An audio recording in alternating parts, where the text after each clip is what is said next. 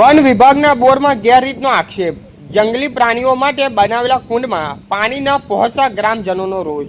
દાહોદ જિલ્લાના સિંગવડ તાલુકાના સરજુમી ગામના જંગલ વિસ્તારમાં જંગલી પ્રાણીઓ માટે બનાવવામાં આવેલા બે કુંડમાં પાણી ભરવાના હેતુથી વન વિભાગ દ્વારા કરાયેલા બોર કામને લઈને સ્થાનિક યુવાનો અને ગ્રામજનોમાં ભારે રોષ જોવા મળી રહ્યો છે. ગ્રામજનોનો આક્ષેપ છે કે બોર માત્ર નામ માત્ર માટે કરવામાં આવ્યા છે અને આ વાસ્તવમાં પાણીની કોઈ સુવિધા ઉપલબ્ધ નથી, જેના કારણે જંગલી પ્રાણીઓ માટે બનેલા કુંડ નિષ્ક્રિય બની રહ્યા છે.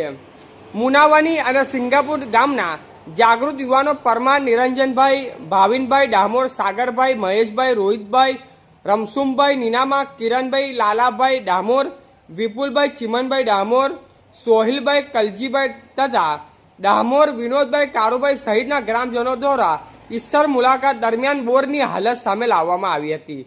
તેમનું કહેવું છે કે સરકાર દ્વારા ફાળવેલા બજેટમાં યોગ્ય ઉપયોગ થયો નથી અને માત્ર દેખાવ માટે બોર કરવામાં આવ્યા છે.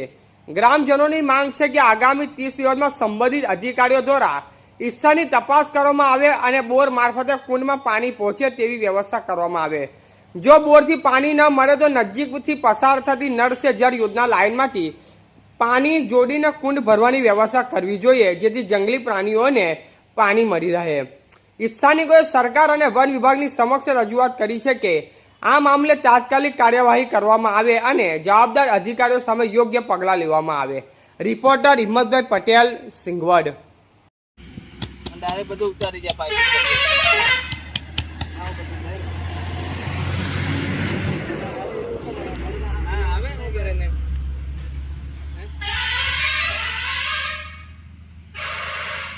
તમે ગાડી મળતી કેટલો સમય થાય અંદાજે? વધારે સમય ન થાય, કેટલો 1 મહિનો મહિનો જ થાય બસ. ગાડી ને રાવી લે